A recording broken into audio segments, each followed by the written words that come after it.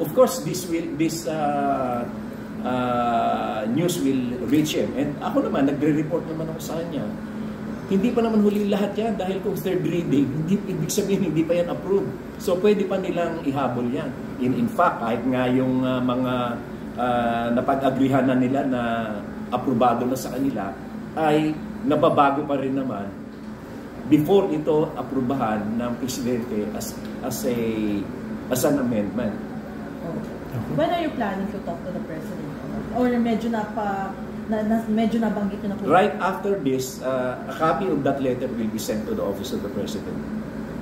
Sir, hindi ko ito diniscuss ng lengthily sa kanya dahil kasi I am doing this as a Filipino citizen. Kasi karapatan ko din ang magbigay ng mga political beliefs.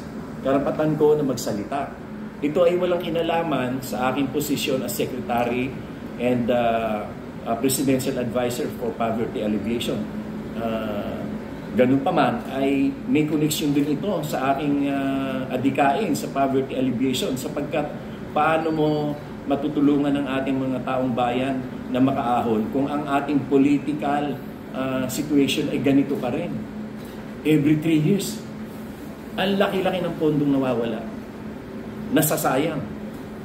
Oo, hindi ko sinasabi na walang kwenta yung ginagawa ng mga opisyalis ngayon. Pero sa tingin ko, sa paniwala ko ay mas magiging maganda ang kanilang pagsisilbi sa taong bayan kung ang termino nila ay mas mahaba.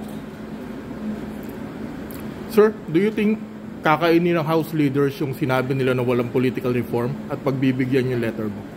Well, doon nga ako nagtataka eh. Bakit ba nakafocus na sila sa economic reforms?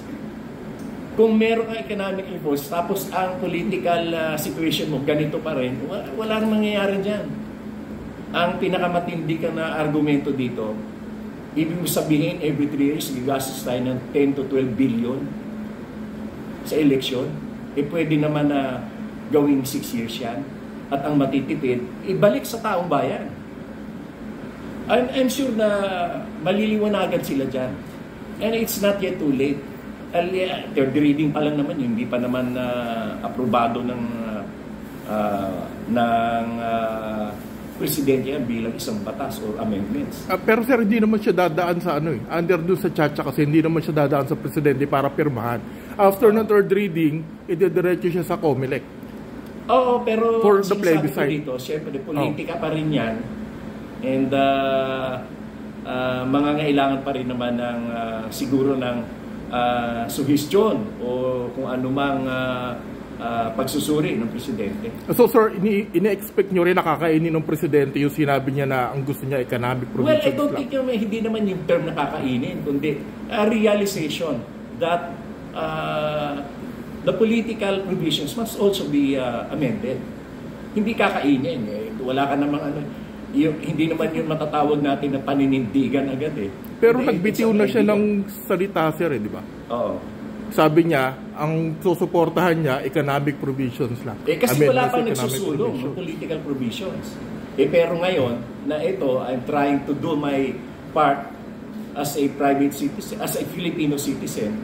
Karapatan ko na magsalita para sa ikabubuti ng ating bansa. It is my political right and under the freedom of expression, it is also my right to suggest. Kung yan naman, ang magagawa ko lang naman ay suggestion. It's not even a proposal because I am not a member of Congress. So I cannot propose. I can only suggest. And I'm sure that some minds will be open on this.